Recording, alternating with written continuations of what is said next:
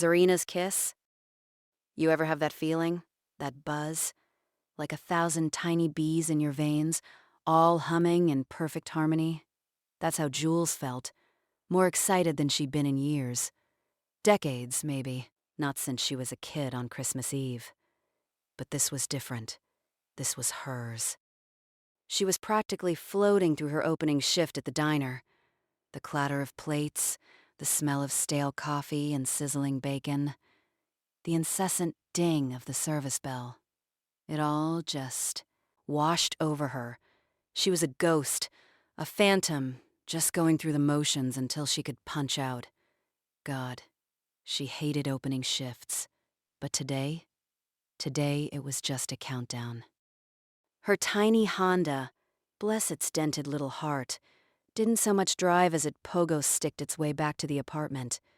She shared it with Chris, her boyfriend.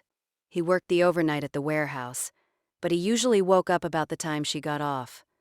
Today, though, he wasn't the main event. Not even close. Today was Zareena. You know Zareena, right? The high elf, half-human vampire mage from Eternal Twilight Ascension? Of course you do. Everyone knows Zareena. Well, not everyone knows about this Zareena. This was a special edition, a hyper-limited, hand-painted, impossibly detailed collectible that only members of the elite fan club even got a chance to buy. And Jules, she got the email. She got the golden ticket. Chris hadn't been thrilled about the price tag. It ate up her portion of the rent. A full month's worth. Gone in a single click. He'd done that thing with his jaw, you know, where it clenches so hard you can almost hear his teeth grind.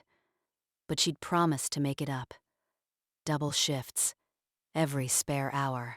And she'd been true to her word, picking up every extra plate-slinging, coffee-pouring shift she could for the last 4 weeks.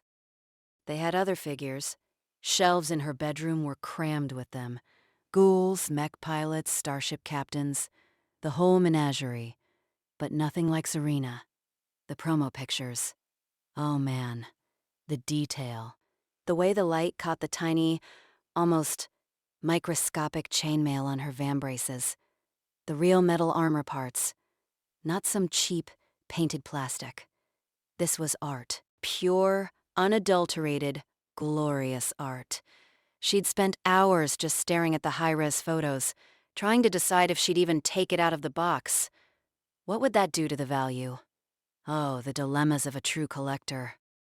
Her tires screeched a little, maybe more than a little, as she whipped into the apartment complex parking lot. Bounded up the stairs, 2 at a time, heart hammering against her ribs like a trapped bird. Nothing on the mat. Okay. Maybe Chris grabbed it.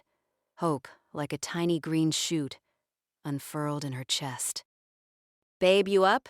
she called, pushing the door open, the sound echoing a little too loudly in the quiet apartment. "In here," Chris's voice, muffled, came from the kitchen.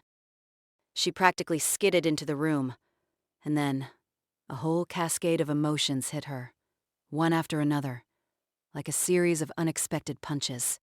First, a flicker of irritation. He opened it. How dare he? It was hers.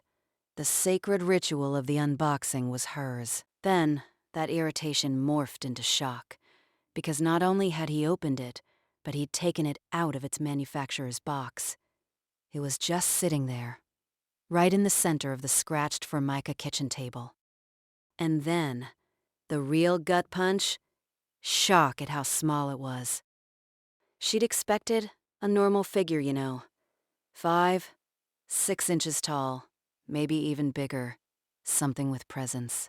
This thing, it was barely 2 inches. Her heart didn't just drop. It plummeted, down to the soles of her feet, through the floorboards, into the very earth itself. All that money. All those shifts. For this? She slumped into the chair beside Chris, ready for him to unleash a torrent of "I told you so's," ready for him to take full advantage of her stupidity. She scanned the table, desperate for the original packaging, for some sign she hadn't completely lost her mind. Nothing. Was it not in a manufacturer's box? She asked, her voice barely a whisper. Chris was silent for a moment, just staring, unblinking. Which, yeah, that was a little weird. He blinked eventually. Oh, huh. No, he said, his voice flat, almost distant. It was just wrapped in a couple rolls of bubble wrap. She's amazing, isn't she? Jules quirked an eyebrow. Amazing? She looked closer. He was right. It was small, impossibly so, but the detail, God, the detail was exquisite.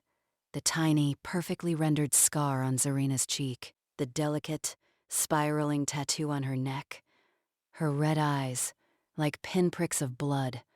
Every single element, even at this miniature scale, was there. Yeah, Jules murmured, the disappointment easing, replaced by a grudging awe. Yeah, she is very cool. She relaxed a bit, anticipating the lecture that wasn't coming. But then she looked at Chris again. He was back to staring, right at Zareena, utterly still.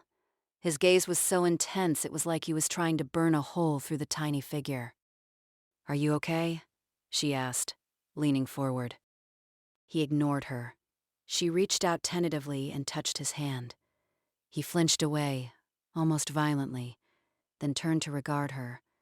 His eyes, they looked different, sharper, colder.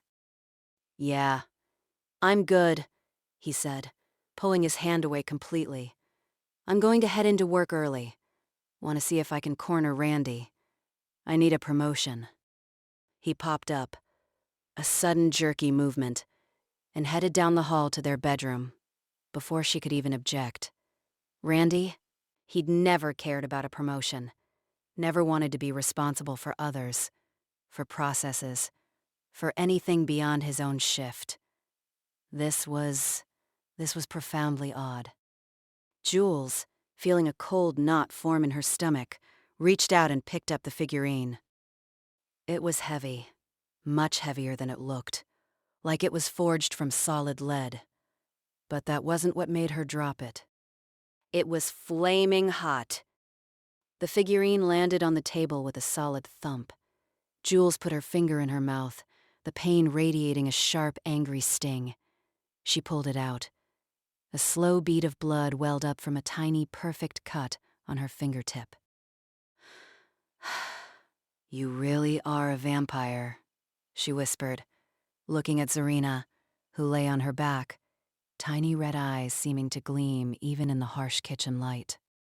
And then a strange feeling, a compulsion overtook her, an urge. Put your finger to its mouth. The red eyes of the figurine seemed to gleam, not just reflect. And Jules, she obeyed, without thought, without question. She pressed her bleeding fingertip to the tiny, delicately sculpted lips of the figure. It was painful at first, the radiating heat, a deep, burning throb.